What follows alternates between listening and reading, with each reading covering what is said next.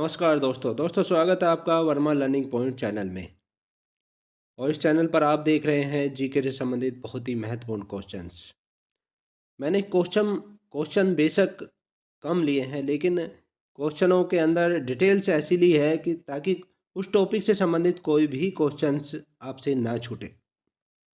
यानी मैंने प्रत्येक क्वेश्चंस में बहुत सारी डिटेल्स दी है, ताकि अगर कोई भी क्वेश्चंस उस तरह से निकल कर आता है तो आप उसका उत्तर दे सकते हैं। मेरा निरंतर यही प्रयास है कि कोई भी क्वेश्चंस आपसे ना छूटे। तो चलिए बगैर देरी के शुरू करते हैं।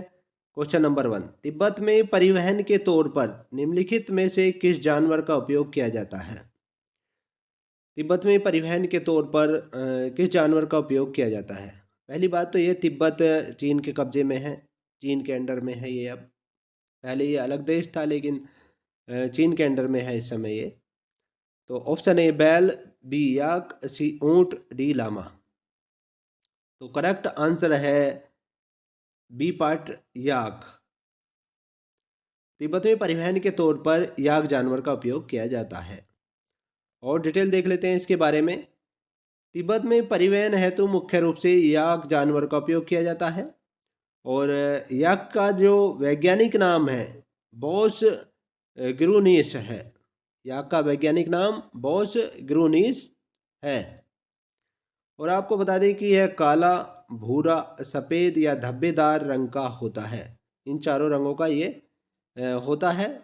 इसे चमरी या चावरी या सुरागाय भी कहते हैं। इसके 3 नाम भी है, चमरी या चावरी या सुरागाय भी इसको कहते हैं याक के अलावा। यह अंग्युलेटा गण बीविडी कुल का शाकाहारी स्तनपोषी जीव है। अंगुलेटा गण का है, बीवड़ी गण का, कुल का है, और ये शाकाहारी है यानी मांस नहीं खाता है, और स्तनपोषी जीव है। लद्दाख के आसपास के क्षेत्रों में 5 से 20,000 फुट की ऊंचाई पर पाए जाने वाला यह पशु सामान ढोने व सवारी के लिए सबसे उपयुक्त है। यानी पहाड़ी क्षेत्रों में ऊपर ये सामान ढोने में सबसे उपयुक्त है, लद्दाख के आसपास के क्षेत्रों में। और इसे लद्दाखी बैल भी कहा जाता है। इसे लद्दाखी बैल भी कहा जाता है। तो एक क्वेश्चन यहाँ से निकल कर आ रहा है कि लद्दाखी बैल किस जानवर को कहा जाता है? तो वो याक को कहा जाता है। नेक्स्ट क्वेश्चन देखिए, भारतीय संविधान के किस अनुच्छेद में राज्य में विधानसभा के गठन का प्रावधान है? भारतीय संविधान के किस अनुच्छेद में राज्य में विधानसभा के गठन का प्रावधान है? Option A 165, option B 163, option C 167, option D 168। तो करेक्ट आंसर है ऑप्शन डी 168 में। 168 में राज्य में विधानसभा के गठन का प्रावधान है। और डिटेल देख लेते हैं इसके बारे में। भारतीय संविधान के अनुच्छेद 168 में राज्य में विधानसभा के गठन का प्रावधान है। और अनुच्छेद 168 में कहा गया है कि प्रत्येक राज्य के लिए एक विधानमंडल होगा। जो राज्यपाल, विधान परिषद, जिस राज्य में 2 हैं, एक तो विधानमंडल होता है और किसी राज्य में 2 होते हैं, दूसरा होता है विधान परिषद, से विधानसभा मिलकर बना होगा।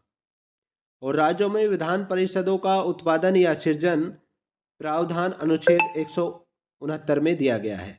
यदि राज्यसभा में विधान परिषद बननी है तो उसका प्रावधान जो है अनुच्छेद 169 में दिया गया है। और अनुच्छेद 168 में किसी बात के होते हुए भी संसद विधि द्वारा किसी विधान परिषद वाले राज्य में विधान परिषद के उत्पादन या सृजन के लिए, या ऐसे राज्य में जिसमें विधान परिषद नहीं है, विधान परिषद के सृजन के लिए उपबंध कर सकेगी। ये अनुच्छेद 168 में कहा गया है। संसद कर सकती है ऐसा। और यदि राज्य की विधानसभा ने, तब कर सकती है राज्य विधानसभा ने इस आशय का संकल्प विधानसभा की कुल सदस्य संख्या के बहुमत द्वारा तथा उपस्थित और मत देने वाले सदस्यों की संख्या के कम से कम 2/3 बहुमत द्वारा पारित कर दिया है। तब संसद जो है विधान परिषद का गठन करवाती है। नेक्स्ट क्वेश्चन देखिए, सरकारी आयोग ने अपनी रिपोर्ट कब प्रस्तुत की थी? सरकारी आयोग ने अपनी रिपोर्ट कब प्रस्तुत की थी? ऑप्शन ए 1984 में, ऑप्शन बी 1985 में, ऑप्शन सी 1986 में, ऑप्शन डी 1988 में। तो करेक्ट आंसर है ऑप्शन डी 1988 में। 1988 में सरकारी आयोग ने अपनी रिपोर्ट प्रस्तुत की थी। अब ये जानते हैं कि सरकारी आयोग किस चीज़ से संबंधित है। तो सरकारी आयोग ने अपनी रिपोर्ट जो प्रस्तुत की थी वो 1988 में प्रस्तुत की थी। बदलते हुए सामाजिक आर्थिक परिदृश्य में केंद्र और राज्यों के मध्य मौजूद व्यवस्थाओं की कार्यप्रणाली की समीक्षा की दृष्टि से सरकार ने ये 9 जून 1983 को गठित की थी सरकारी आयोग, और न्यायमूर्ति RS सरकारिया इसके अध्यक्ष थे और श्री शिवरमन और डॉक्टर SR सेन इसके सदस्य थे। इस आयोग का गठन किया था। तो इस आयोग में कौन कौन थे? न्यायमूर्ति RS सरकारिया तो इसके अध्यक्ष थे और श्री शिवरमन और डॉक्टर SR सेन इसके सदस्य थे। समिति ने कई बार अध्ययन किया, जानकारी इकट्ठा करने, विचार विमर्श और विस्तृत वार्ता के बाद जनवरी 1988 में अपनी 1600 पेज की रिपोर्ट प्रस्तुत की। कितने पेज की रिपोर्ट प्रस्तुत की? 1600 पेज की रिपोर्ट प्रस्तुत की। एक क्वेश्चन यहाँ से ये भी बनता है कि ये पूछ लिया जाता है कि सरकारी आयोग ने अपनी रिपोर्ट में कितने पेज प्रस्तुत किए, तो 1600 पेज की रिपोर्ट प्रस्तुत की। और इस रिपोर्ट में 19 अध्यायों में, कितने अध्याय थे? 19 अध्यायों में 247 सिफारिशें हैं। 247 सिफारिशें की हैं सरकारी आयोग ने। नेक्स्ट क्वेश्चन देखिए, भारतीय संसदीय प्रणाली में विधानसभा के सदस्य या विधायक हैं, यानी कहाँ से चुने जाते हैं वो, ये बताना है हमें। ऑप्शन ए जनता द्वारा चुने जाते हैं, ऑप्शन बी सांसद द्वारा चुने जाते हैं, ऑप्शन सी राज्य के मुख्यमंत्री द्वारा नामांकित किए जाते हैं, ऑप्शन डी भारत के राष्ट्रपति द्वारा नामांकित किए जाते हैं। तो भारतीय संसदीय प्रणाली में विधानसभा के सदस्य जो हैं सीधे जनता द्वारा चुने जाते हैं। ए पार्ट करेक्ट आंसर है। और डिटेल देखते हैं इसके बारे में। भारत में राज्य विधानसभाओं के सदस्य, जिन्हें विधायक कहते हैं, जनता द्वारा प्रत्यक्ष निर्वाचन के आधार पर चुने जाते हैं और विधानसभा का सदस्य बनने के लिए कम से कम 25 वर्ष की आयु होनी चाहिए। 25 वर्ष का वो सदस्य होना चाहिए, तभी वो विधानसभा का सदस्य बन सकता है, विधायक बन सकता है।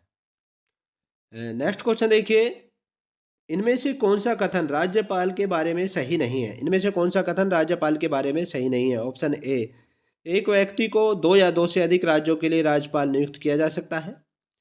ऑप्शन बी, किसी राज्यपाल को उसके कार्यकाल के दौरान एक दूसरे से दूसरे राज्य में तबादला किया जा सकता है। ऑप्शन सी, राज्य के राज्यपाल को राष्ट्रपति अपने हस्ताक्षर और मुद्रा सहित अधिपत्र द्वारा नियुक्त करेगा। ऑप्शन डी, राज्यपाल बनने के लिए कम से कम 30 वर्ष की आयु होनी चाहिए।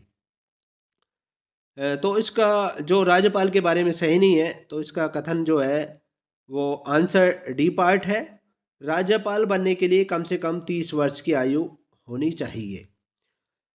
ये कथन गलत है, बाकी सभी सही हैं। और जान लेते हैं कौन कौन से सही हैं। एक व्यक्ति 2 या 2 से अधिक राज्यों के लिए राज्यपाल नियुक्त किया जा सकता है, ये भी सही है। और किसी राज्यपाल को उसके कार्यकाल के दौरान एक दूसरे राज्य में तबादला किया जा सकता है, ये भी सही है। राज्य के राज्यपाल को राष्ट्रपति अपने हस्ताक्षर और मुद्रा सहित अधिपत्र नियुक्त करेगा, ये तीनों सही हैं। बाकी ये चौथा डी पार्ट सही नहीं है। और डिटेल जान लेते हैं इसके बारे में। अनुच्छेद 157 के अनुसार, संविधान के अनुच्छेद 157 के अनुसार राज्यपाल पद की नियुक्ति के लिए 2 योग्यताएं होनी आवश्यक हैं। पहले तो वह भारत का नागरिक होना जरूरी है और दूसरा उसकी आयु 35 वर्ष से अधिक हो। और अनुच्छेद 153 में कहा गया है कि प्रत्येक राज्य का एक राज्यपाल होगा, लेकिन 7वें संविधान संशोधन 1956 से किया गया है कि एक ही व्यक्ति 2 या 2 से अधिक राज्यों का भी राज्यपाल हो सकता है। ये 7वें संविधान संशोधन द्वारा 1956 में किया गया था। और राज्यपाल की नियुक्ति राष्ट्रपति के द्वारा की जाती है और वह राज्यपाल को एक दूसरे राज्य में स्थानांतरित भी कर सकते हैं। राष्ट्रपति महोदय जी, उनको यह अधिकार है। और आपको बता दें कि राज्यपाल पर कभी भी महाभियोग नहीं लगाया जा सकता है। हाँ, इतना अवश्य है कि ये राष्ट्रपति के प्रसाद पर्यंत तक, राष्ट्रपति जब तक चाहें तब तक इनको राज्यपाल नियुक्त रख सकते हैं और हटा भी सकते हैं। तो ये थी जीके से संबंधित महत्वपूर्ण क्वेश्चंस। नेक्स्ट वीडियो में आपसे फिर मिलते हैं, तब तक के लिए बाय, जय हिंद दोस्तों।